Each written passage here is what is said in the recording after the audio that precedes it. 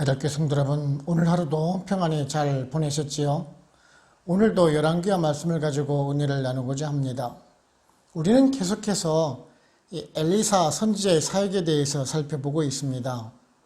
그 북이스라엘의 신실한 백성들을 돌아보고 하나님의 섭리에 대해서 지속적으로 선포를 하고 있습니다.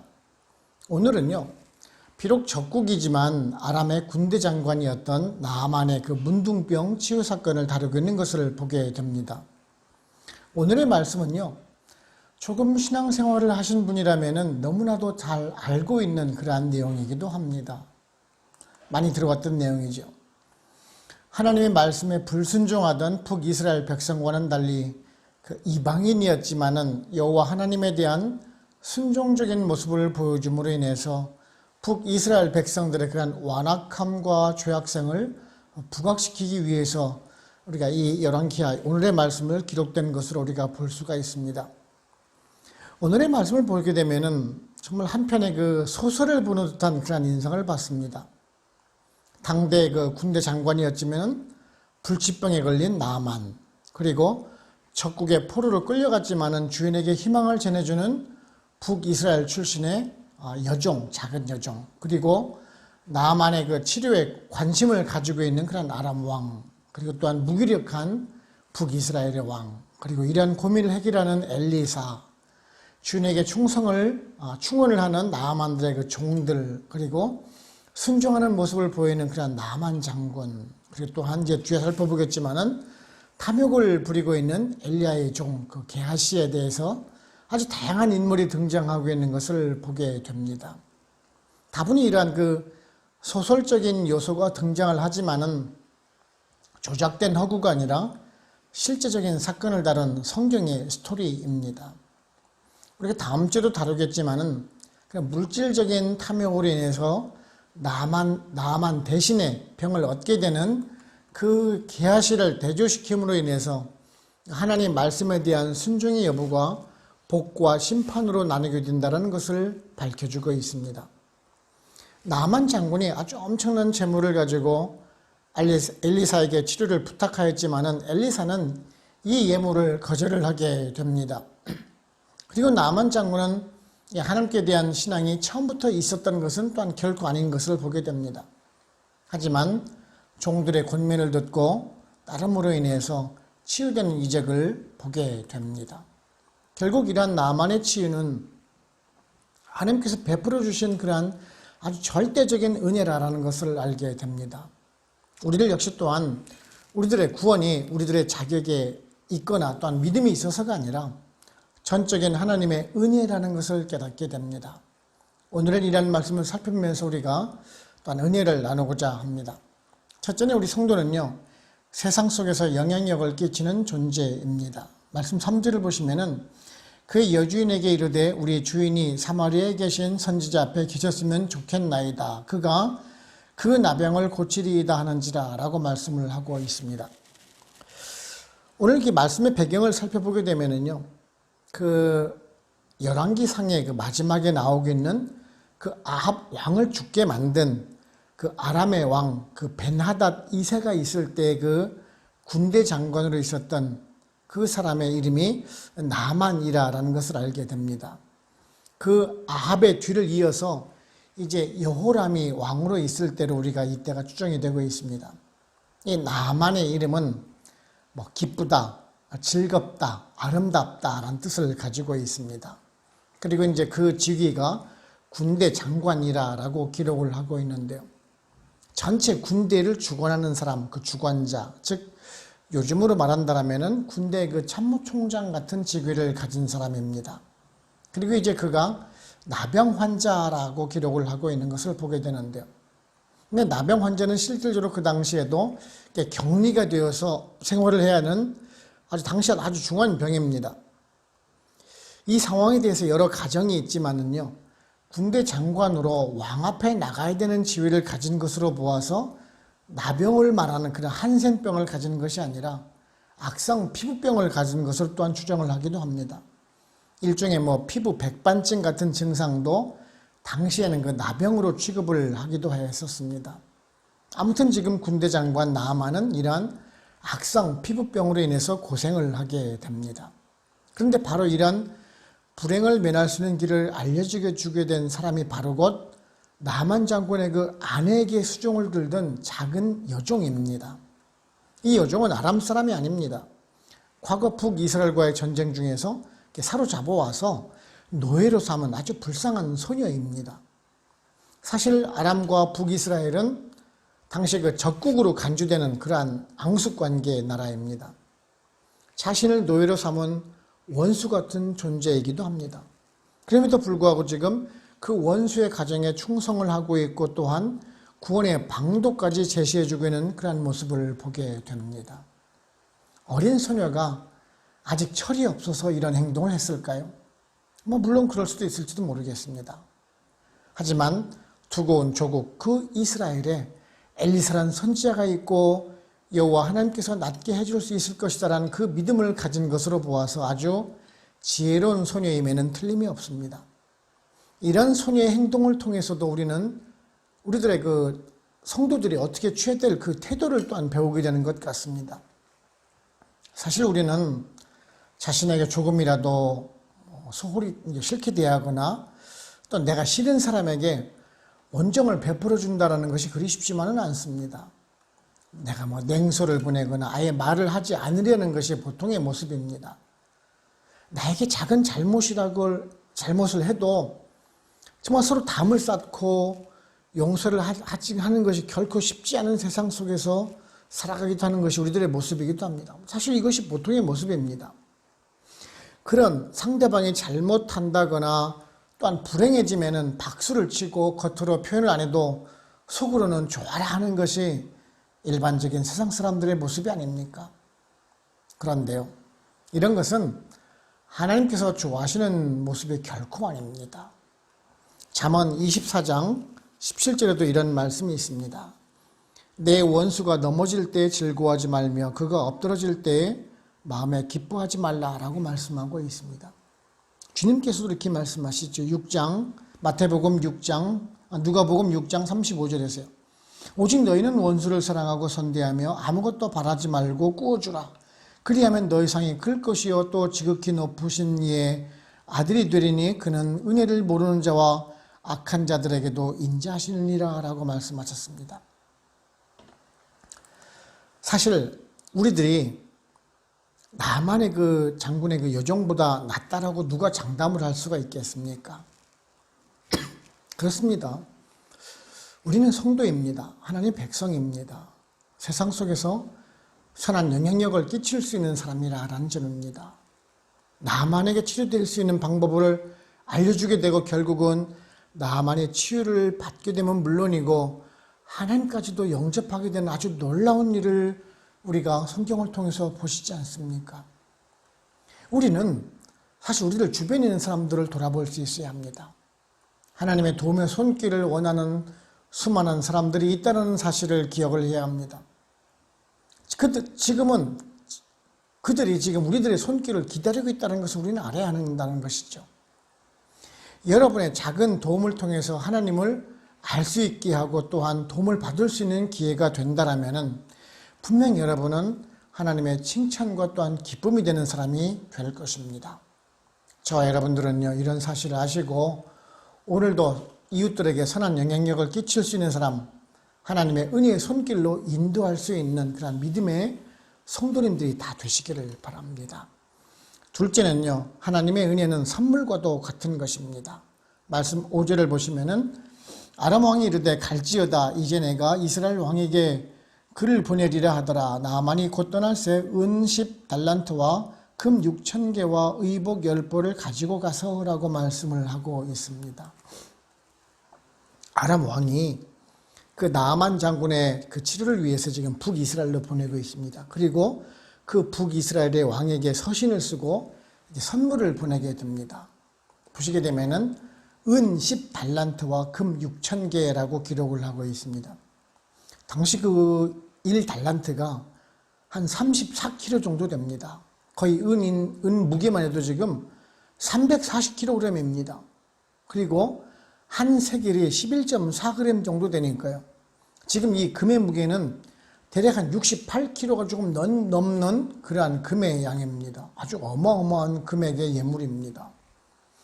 나만에게 이런 예물을 가지고 가게 한 것은 그 예물을 대가로 자신의 병을 고치기를 바라는 그러한 인간적인 생각에서 비롯된 것이면 틀림이 없을 것입니다. 주님께서도 그렇게 말씀하셨죠. 온 천하를 얻고도 목숨을 잃으면 그것이 무슨 유익이냐라고 마태복음 17장에서 말씀하신 적이 있으십니다. 그렇습니다. 나만 장군의 그 병 치료를 위해서 무엇이 아깝겠습니까? 더구나 한 나라의 군대 장관인 지위를 가진 사람인데 말입니다. 최소한 그 정도의 예물 정도는 가지고 가야지 그래도 체면이 선다라고 생각할 수가 있을 것입니다. 그 정도는 크게 잘못되었다라고 생각하지는 않을 것입니다. 오늘날에도요, 그 불치병을 고치는 아주 특수한 약품의 경우 아주 몇억 원씩 호가한다는 뉴스를 본 적이 있습니다. 요즘도 그런데 당시에 그런 나병을 고치기 위해서 가는 길에 엄청난 예물을 가지고 가는 것 정도는 용인할 수가 있을 것입니다. 그런데요, 나만 장군은 이런 예물을 들고 가면은 북이스라엘 왕이나 엘리사가 좋아할 것이다라고 생각을 했을 것입니다. 근데 엘리사는 이런 나만 장군을 환대하지도 않습니다. 나와서 보지도 않고요. 그저 그냥 사환을 시켜서 요단 강가에서 물을 7번 씻으라는 말밖에 전하지 않습니다. 우리는 여기서도 아주 중요한 진리를 깨달을 수가 있습니다. 그것은 바로 곧 하나님의 은혜는 결코 물질로 얻을 수가 없다라는 점입니다. 사도행전 8장을 보시면 마술사 시몬이라는 사람이 나옵니다. 사도들이 행하는 이적을 보면서 자신도 그러한 이적을 행할 수 있는 그런 사람이 되고 싶어 하지요. 그래서 성령을 돈으로 이제 사려고 합니다. 결국 그로 인해서 베드로에게 저주를 받을 수밖에 없는 결과를 초래하지만은 왜 마술사가 돈으로 그런 하나님의 능력을 사려고 했을까요? 자신도 그런 능력을 통해서 돈을 벌려고 했겠지요. 사실 오늘날에도 이러한 거짓 종교 지도자들을 많이 보곤 합니다. 성령 체험 교실이라 하면서 성도들에게 돈을 받고 방언을 가르치는 목사들도 있고요. 병 치료를 위해서 엄청난 돈을 요구하는 그런 사람들도 있습니다. 그 병이 낫기를 바라는 그 간절함을 이용을 하는 그런 악한 사람들을 보곤 안 하는 것입니다. 그런데요, 그렇게 물질로 하나님의 은혜를 얻을 수가 있을까요? 만일 그렇다면은 돈 많은 사람은 돈 있는 사람 다 하나님의 사람들이 되었겠지요. 하나님의 은혜는 물질로 얻을 수 있는 것이 결코 아닙니다. 오직 겸손과 회개, 말씀에 대한 순종이 있을 때 하나님의 은혜를 받을 수 있다는 점입니다. 그리고 이것은 전적인 하나님의 일방적인 선물입니다. 누가 선물을 돈을 주고 삽니까? 선물을 주는 사람에게 이 선물값 돈 여기 있습니다 하는 그런 돈을 주면 오히려 선물을 주는 사람을 모독하는 것이 아니겠습니까? 바로 그것입니다. 하나님의 은혜는요, 우리 성도들에게 주시는 선물과도 같은 것입니다. 우리가 11조를 많이 하고 감사한금 많이 하고 교회 목사에게 돈을 잘 주면 은혜를 많이 받나요? 천만에요. 물론 그런 돈을 주는 사람을 목사가 좋아해 줄 수는 있지요. 하지만 그냥 직업이지 하나님의 사람은 결코 아닙니다. 하나님께서 원하시는 것은 그러한 물질이 아니라 신실한 믿음과 말씀에 대한 순종 여부를 보시고 은혜를 주신다는 것을 잊지 말아야 합니다. 엘리사가 나중에 예물을 거절한 이유가 바로 곧 이런 것입니다. 나중에 물질을 받고 나서 고침을 받았다라면 병 고침을 위해서 수많은 사람들이 찾아왔겠지요. 엘리사는요, 병 고치는 능력이 자신에게서 나온 것이 아니라 하나님의 은혜 속에서 나온 것임을 알려주기 위한 것임을 우리가 알 수가 있는 것입니다. 저와 여러분들은요, 이런 사실을 명심하시고 우리들의 구원이 우리들의 노력이나 열심이 아니고 전적인 주님의 십자가 희생과 하나님의 은혜라는 것을 잊지 마시고 더욱더 감사함으로 말씀에만 순종해 나가시는 우리 모두가 되기를 원하는 것입니다. 세 번째는요, 교만한 마음이 하나님의 은혜를 받지 못한다는 것입니다. 말씀 12절을 보시면 다메섹강 아바나와 아르발은 이스라엘 모든 강물보다 낫지 아니하냐, 내가 거기서 몸을 씻으면 깨끗하게 되지 아니하랴 하고 몸을 돌려 분노하여 떠나니라고 말씀하고 있습니다. 나만 장군은 이 엄청난 양의 예물을 들고 엘리사를 찾아왔습니다. 그런데 엘리사는요, 문 앞까지 나와서 인사를 하는 것도 아닙니다. 그저 그냥 사환을 보내서 요단강에 가서 몸을 7번 씻으라는 말만 전하게 됩니다. 나만 장군은 이 엘리사가 얼마나 무리한 사람인가라고 생각을 했을 것이 분명합니다. 한 나라의 군대 장관이, 그것도 북이스라엘보다 강국인 나라의 최고 장군이 왔는데 황급히 나와서 영접하지도 않고 사환을 보내니 얼마나 화가 났겠습니까? 그리고 요단강에서 몸을 씻으라니, 아니 그게 말이나 되는 말인가 라고 생각을 했겠죠. 아시다시피 요단강은 강이라기보다는 정말 시냇물 정도입니다. 그나마 깨끗하지도 않고 혼탁한 물이 흐를 때가 정말 태반입니다. 그에 비해서 자신이 살고 있는 아람의 그 아바나 강 같은 그 다메섹의 중심부를 흐르는 강으로 오늘날 그 바라다 강을 말하고 있는데요. 이 강은 아주 맑은 물이 흐르는 강으로 유명합니다. 예전부터 황금의 강이라고 분리된 강입니다. 그리고 오늘 말씀 11절을 보시면은 엘리사가 나와서 아주 두 산을 높이 들고 여호와 이름을 부르면서 치료해주는 그런 의식을 행하면서 치료해줄 줄 알았는데 지금 그런 것도 없이 그저 그냥 강에 가서 몸을 7번 씻으라는 말이 정말 모욕적으로 들렸을 것이 분명합니다. 자신이 왔다는 소식을 들으면은 얼른 마중을 나오고 병든 자신의 몸에다가 손을 대고 거룩하고 성대한 이식을 치르면서 자신의 병을 고쳐줄 줄 기대했는데 나만 장군은 그 엘리사에 대해서 정말 확연하기도 하고 괘씸한 생각이 들었을 수도 있을 것입니다. 아람의 군대 장관으로서 늘 섬기는 모습만 봐왔던 그런 나아만은 아주 적지 않은 충격이었을 것입니다. 자신이 머리를 숙이는 사람은 겨우 아람왕 하나밖에 없을 그런 상황이지 않습니까? 근데 지금 아주 적국에 와서 그것도 겨우 일개의 그 선지자에게 이런 모욕을 당하니까 무척 화가 났을 것입니다. 그래서 돌아가려고 했겠죠. 만일 나만 장군이 그냥 돌아갔더라면은 병이 치유되는 그 이적은 못 보았을 것이 분명합니다. 즉, 그 교만한 마음이 하나님의 은혜를 받을 수 없다라는 말입니다. 우리가 지난 주일 예배 때에도 살펴보았듯이 그 아수르의 교만이 하나님의 심판을 받는 지름길이 되지 않았습니까? 성경 마태복음 19장을 보시면은 그 부자 청년의 이야기가 기록이 됩니다. 그가 이제 주님께 나와서 묻지요. 어떤 선한 일을 해야지 영생을 얻을 수 있느냐라고 묻습니다. 그러면서 하나님 주신 율법의 계명을 지키라라고 말을 하자 청년은 얘기를 하죠. 나는 그런 것은 다 지키고 있습니다. 그런 것은 내가 잘하고 있습니다라고 말을 하죠. 그러자 주님이 그 청년에게 다시 말을 하죠. 너가 가진 그 모든 재물들을 팔아서 가난한 사람들에게 도와주라라고 말을 하죠. 그러자 그 청년은 재물이 많기 때문에 근심한다라고 기록이 되고 있습니다. 그러자 그 주님이 그 청년이 돌아가고 나자 주님께서 말씀하시죠. 부자가 천국에 들어가는 것은 낙타가 바늘길을 통과하는 것보다 힘들다라고 말씀을 하고 있어요. 지금 이 말씀은요, 단지 재물이 많다고 천국에 못 간다는 말이 아닙니다. 그가 가진 재물로 인해서 말미암은 그 교만 때문이라는 것이에요. 내가 돈이 많기 때문에 가난한 사람들을 무시하고 하나님의 도움 없이도 잘 살 수 있을 것이다라는 그러한 교만 때문에 못 간다라는 것이에요. 주님 마태복음 5장 3절에서 그렇게 말씀하시죠. 심령이 가난한 자는 복이 있나니 천국이 그들의 것이며 라고 말씀을 하십니다. 심령이 가난하다는 것은 우리가 가난하게 살라는 말씀이 결코 아니죠. 겸손하게 마음을 비우고 사는 사람이 복을 얻는다라는 말씀입니다. 내가 두 손에 무엇인가를 잔뜩 움켜쥐고 있을 때 그 손은 하나님께서 무엇을 주어도 내가 그것을 받을 손이 없어요. 내가 손을 비워야지만이 받을 수 있다는 것이 진리의 모습인 것입니다. 바로 하나님의 은혜도 바로 이와 마찬가지입니다.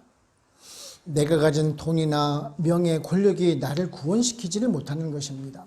오히려 그것은 나에게 교만을 주어서 더욱 하나님의 은혜에서 멀어지게 할 뿐이라는 사실을 우리는 기억을 해야 합니다. 그러므로 우리 성도님들은요, 물질이나 세상의 명예로 마음이 높아지는 그 교만으로 말미암아 하나님 은혜를 받지 못하는 그러한 우리에 빠지지 말고 오직 겸손함과 말씀에만 순종하는 자세로 더욱 하나님의 은혜와 복을 받아 누리실 수 있는 또한 여러분들 되시기를 바랍니다. 결론적으로 말씀드리게 되면은 14절을 보시게 되면은 이 엘리사의 태도의 격분에서 다시 이제 돌아가려고 했습니다만은 그 종들의 만류에 의해서 요단강에서 물을 씻음으로 말미암아서 이제 그 나병이 치유되는 그 이적을 겪었다고 지금 사실을 기록하고 있는데요. 우리들은요, 이 오늘 말씀을 들으면서 이한 나만 장군의 순종이 병고침을 받은 것이라 라고 하면서 나만처럼 순종의 사람이 되어야 한다는 말씀을 정말 참 많이 들어왔습니다. 그렇습니다. 이런 나만처럼 정말 순종적인 모습이 하나님의 은혜를 받는 법입니다. 그런데요, 사실 이러한 순종을 하기는 그리 쉬운 일이 결코 아닙니다. 부하 장수들이 보는 앞에서 한 번도 아니고 몸을 다 드러내놓고 7번씩이나 씻어야 한다는 것이 결코 쉬운 일 아니에요.